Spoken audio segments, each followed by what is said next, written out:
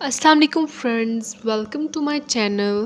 اور آج ہم جانیں گے ایک بہت ہی خوبصورت واقعے کے متعلق جو حضور صلی اللہ علیہ وسلم اور ایک سانپ کا واقعہ ہے، اور اس واقعے کا نام ہے حضور صلی اللہ علیہ وسلم کے کانوں میں سانپ کی سرگوشی۔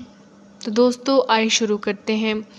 حضرت جابر بن عبداللہ رضی اللہ تعالیٰ عنہ سے روایت ہے کہ ایک مرتبہ ہم نبی کریم صلی اللہ علیہ وآلہ وسلم کے ساتھ سفر کر رہے تھے۔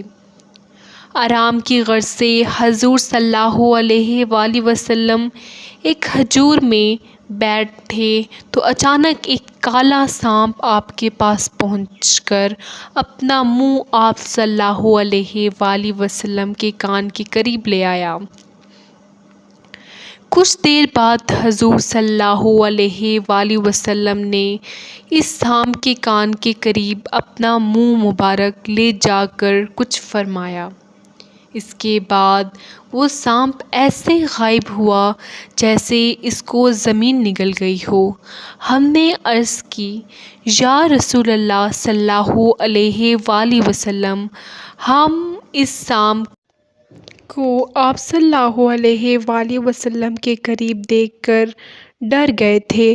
آپ صلی اللہ علیہ وآلہ وسلم نے فرمایا کہ وہ جانور نہیں بلکہ جن تھا، فلاں سورت کی چند آیات بھول گیا تھا، انہی آیات کی تحقیق کے لیے جنات نے اسے بھیجا تھا، تم لوگ موجود تھے اس لیے وہ سانپ کی شکل میں آیا۔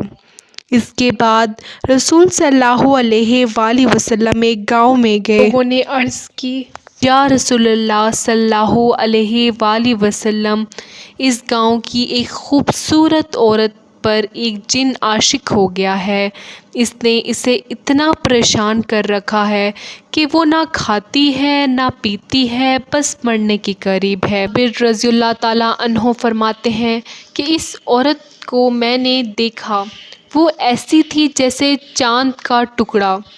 حضور صلی اللہ علیہ وآلہ وسلم نے اسے پکار کر فرمایا، اے جن، کیا تجھے معلوم ہے کہ میں اللہ کا رسول ہوں؟